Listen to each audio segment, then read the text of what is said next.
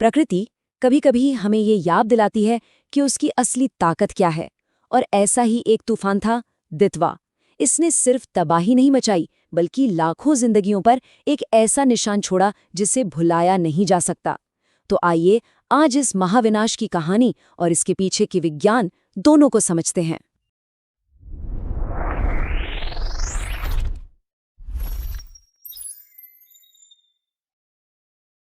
28 नवंबर 2025। ये सिर्फ एक तारीख नहीं है, ये वो दिन है जो इतिहास में हमेशा के लिए दर्ज हो गया, एक काले दिन के तौर पर, क्योंकि इसी दिन लाखों लोगों के लिए सब कुछ बदल गया था। ये वो दिन था जब चक्रवात दितवा ने जमीन पर कदम रखा। $7 अरब। सोचिए जरा, ये रकम कितनी बड़ी है। ये थी इस तबाही की कीमत। और ये सिर्फ एक नंबर नहीं है ना? इसके पीछे हैं हजारों टूटे हुए घर, बर्बाद हो चुकी फसलें और वो जिंदगियां जो हमेशा के लिए थम गई। तो आज हम दितवाहा की पूरी कहानी को समझेंगे। पहले देखेंगे कि ये तूफान आखिर था क्या, फिर जानेंगे कि इसने कैसी तबाही मचाई। इसके बाद हम इसके पीछे के साइंस को भी समझेंगे, मतलब ये चक्रवात बनते कैसे हैं। और फिर बात करेंगे राहत और बचाव के कामों की, और देखेंगे कि इस तूफान के बाद क्या हुआ। चलिए शुरू करते हैं पहले हिस्से से। ये तूफान दितवा आखिर ये था क्या और ये आया कहाँ से था? तो देखिए, दितवा बंगाल की खाड़ी में बना एक बहुत ही शक्तिशाली ट्रॉपिकल साइक्लोन था। लेकिन एक मजेदार बात यह है कि इसका नाम यमन ने दिया था, और ये नाम सोकोट्रा के एक खूबसूरत लेगून दितवा के नाम पर रखा गया।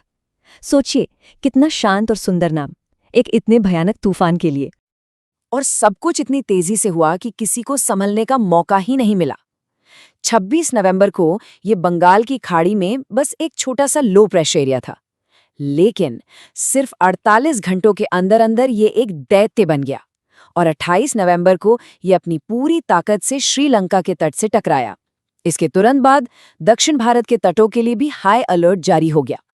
तो जब दितवाहा ने जमीन को छुआ, वो सिर्फ हवा और बारिश का तूफान नहीं था। नहीं, वो अपने पीछे तबाही का एक ऐसा मंजर छोड़ गया जिसे भरने में शायद सालों या दशकों लग जाएंगे। इसकी सबसे भारी कीमत इंसानी जानों ने चुकाई। सरकारी आंकड़े कहते हैं 600 से ज्यादा मौतें हुईं, पर हम सब जानते हैं असल संख्या शायद इससे कहीं ज्यादा थी। और सबसे ज्यादा दिल दहलाने वाली बात तो ये है कि आज भी सैकड़ों परिवार हैं जो अपने लापता लोगों के लौटने का इंतजार कर रहे हैं। तबाही का आलम कुछ ऐसा था कि हजारों घर वो बस ताश के पत्तों की तरह ढह गए। सड़कें, पुल सब बह गए। शहर और गांव एक दूसरे से कट गए, और खेतों में जो चाय और चावल की फसलें थीं वो पूरी तरह तबाह हो गईं। मतलब लाखों लोगों की रोजी रोटी एक झटके में छिन गई। अगर इस तबाही के स्केल को समझना है तो बस ये एक बात सोचिए, बाढ़ इतनी भयानक थी कि श्रीलंका का करीब 20% हिस्सा, मतलब देश का 5वां हिस्सा पानी में डूब गया था। पूरा का पूरा देश पानी में घिरा हुआ था। तो इतनी बड़ी तबाही देखकर ये सवाल तो मन में आता ही है कि आखिर प्रकृति में इतनी जबरदस्त, इतनी विनाशकारी एनर्जी आती कहाँ से है? मतलब ये चक्रवात बनते कैसे हैं? चलिए अब इसके पीछे के साइंस को एकदम आसान भाषा में समझने की कोशिश करते हैं। हाँ, तो सवाल यही है, इसकी शुरुआत होती कैसे है? ऐसी कौन सी ताकतें हैं जो एक शांत दिखने वाले समंदर को एक घूमते हुए राक्षस में बदल देती हैं? देखिए, इसे एक सिंपल प्रोसेस की तरह समझते हैं। स्टेप 1, समंदर का गर्म पानी भाप बनकर ऊपर उठता है, ठीक है। स्टेप 2, इससे नीचे हवा का दबाव कम हो जाता है, एक लो प्रेशर एरिया बन जाता है। अब स्टेप 3, इस खाली जगह को भरने के लिए आसपास की ठंडी हवा तेजी से उसकी तरफ भागती है। और यह है सबसे जरूरी हिस्सा, हमारी पृथ्वी घूम रही है ना? तो ये हवा सीधी आने के बजाय गोल गोल घूमने लगती है, और बस फिर समंदर से लगातार मिलती गर्मी और नमी इस घूमने वाले सिस्टम को और बड़ा और ताकतवर बनाती जाती है, और बन जाता है एक चक्रवात। तो एक तरह से ये एक रेसिपी की तरह है।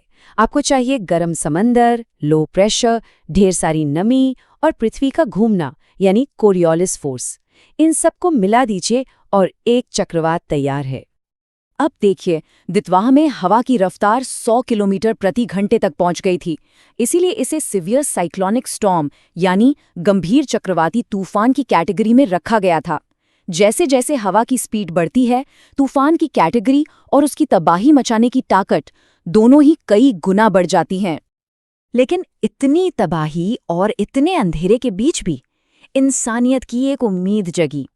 पूरी दुनिया से मदद के लिए हाथ आगे बढ़े। चलिए देखते हैं कि इस मुश्किल घड़ी में सबने एक दूसरे का साथ कैसे दिया। और ये सच में ग्लोबल एफर्ट था।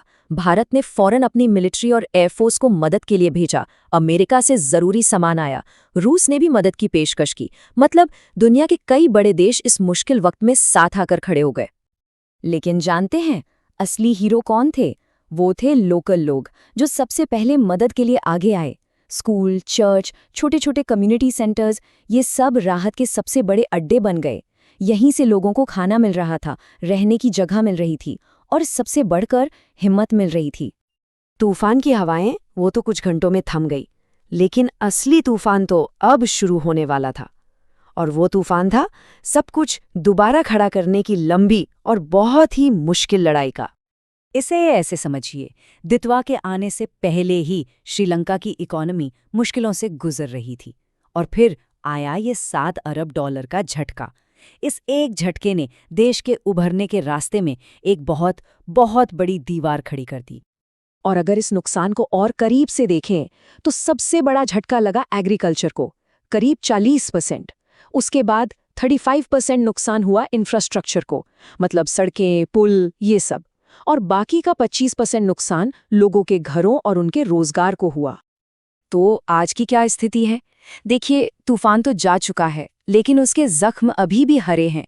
रिकंस्ट्रक्शन का काम चल रहा है, जाहिर है, पर लाखों लोगों के लिए जिंदगी आज भी एक जंग बनी हुई है। और अब सबसे बड़ा चैलेंज सिर्फ इमारतें बनाना नहीं है, बल्कि जिंदगियों को वापस पटरी पर लाना है।